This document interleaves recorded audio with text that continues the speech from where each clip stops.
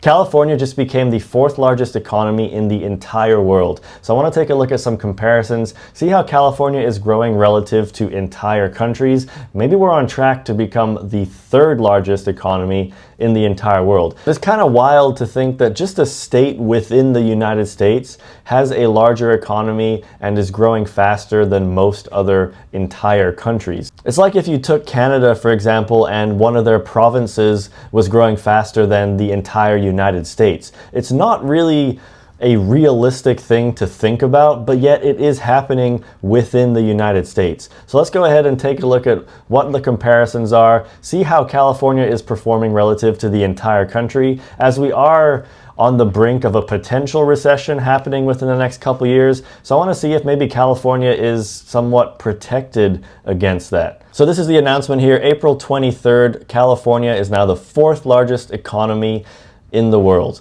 California isn't just keeping pace with the world, we're setting the pace. Our economy is thriving because we invest in people, prioritize sustainability, and believe in the power of innovation. This is coming from Governor Gavin Newsom as the economy ranks the fourth in the world now. According to the IMF's 2024 World Economic Outlook released this week, California's nominal GDP reached $4.1 trillion, surpassing Japan's $4.02 trillion, and placing California behind only the United States, China, and Germany in global rankings.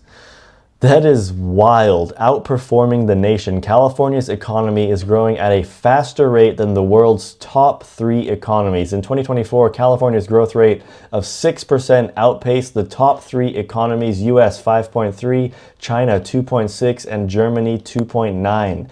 California's success is long-term. The state's economy grew strongly over the last 4 years with an average nominal GDP growth of 7.5% from 2021 to 2024.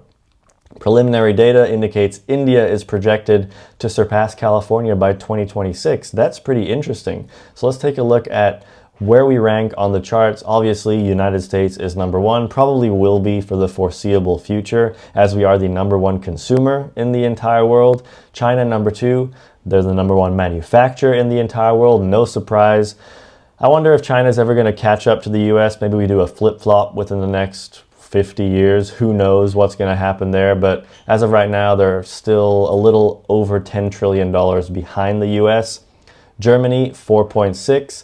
California, 4.1. Japan, 4.02. India, 3.9. Now, the reason I think they're potentially projecting India to outpace California is because I have heard a lot of manufacturing is now being outsourced to India, and a lot of companies within the US are hiring a lot of people in India. And simply because they, like software engineers, for example, I have a friend who works at a software engineering company, and they can pay someone in India a fifth of what the salary is going to be for that same quality of work in the United States. So it's no surprise that they would be outsourcing to places like India. I've also heard a lot of people who bring in imports are testing out to see if India could actually be a better option than China. So it's going to be interesting to see how the next 5 years plays out. If India actually does surpass California, I'd be kind of surprised. California continues to grow faster than basically every single country in the entire world. California is the backbone of the nation's economy. It's kind of interesting to see that with the state's increasing population and record high tourism spending, that yet people still talk about the California exodus.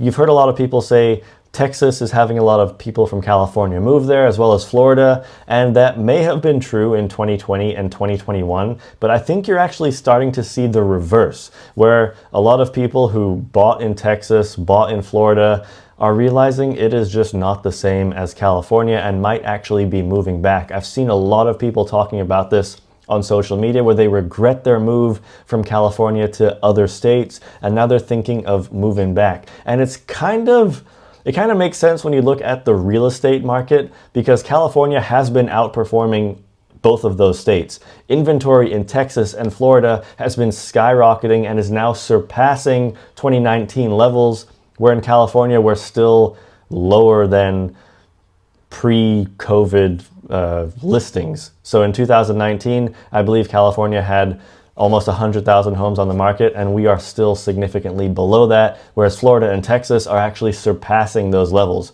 So that would kind of make sense around this whole narrative of people are now wanting to move back to California, and where I live, it is still a pretty hot seller's market. California is the nation's top state for new business starts, access to venture capital funding, manufacturing, high-tech, and agriculture. So, I mean, if we just continue to be the best state to live in the country, at least in my opinion, as someone who has lived in 15 different countries, and I spent quite a few years on the East Coast in Rhode Island as well, in my opinion, where I live in California, which is Southern California, Orange County, this is the best quality of life that I have ever experienced, and I won't be moving anytime soon. I think this is probably the only place, and at least the only state, where I would choose to invest my money for the long term. I just see so much potential happening with California, and the top 10% just continue to move here. So it's no surprise that the GDP is growing faster than the entire country.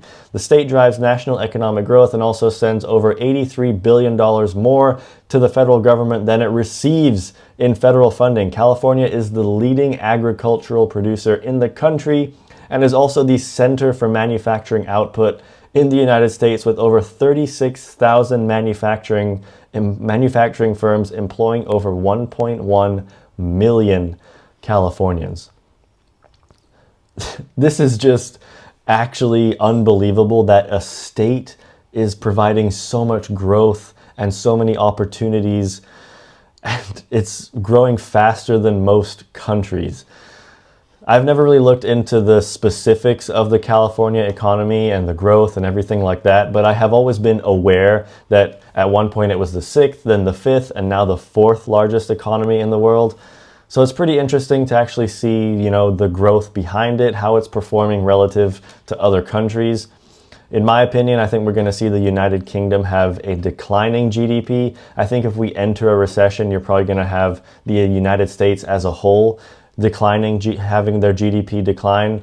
China will have to wait and see how everything plays out with tariffs.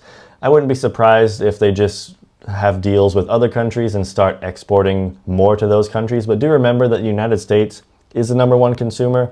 So obviously a lot of what ifs, a lot of unknowns happening in the world right now. But I did want to just point out that California is expanding faster than most other countries in the world. We passed Japan in GDP.